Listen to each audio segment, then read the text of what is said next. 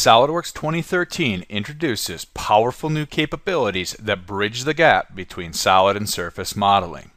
Here, a fairly generic wireless router design needs some new cosmetic features to be added to it to make it more appealing. We've created the housing using solid features, but we've also created a new top profile using surfaces. If we take a look at a cross-section, we can see that the desired effect we're trying to achieve requires both removing and adding material to the design. New in SOLIDWORKS 2013 is the introduction of the Intersect tool. It allows us to choose both surface and solid models, and SOLIDWORKS will find possible combinations of regions that can be either removed or kept. This eliminates several individual tedious steps that before required things such as cut with surface, combines, extruding up to surface, amongst others.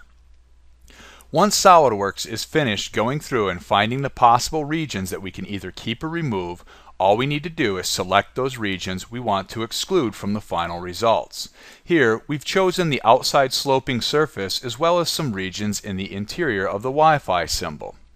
We can also choose to consume any of the surfaces used during this process.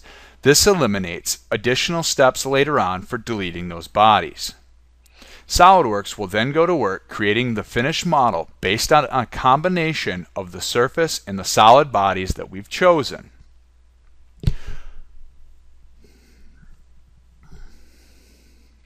Once this is finished, we can recut the same cross-section and see, in fact, Intersect was able to give us exactly what we were looking for. The Intersect tool is a powerful new capability that eliminates unnecessary steps and gets your job finished sooner.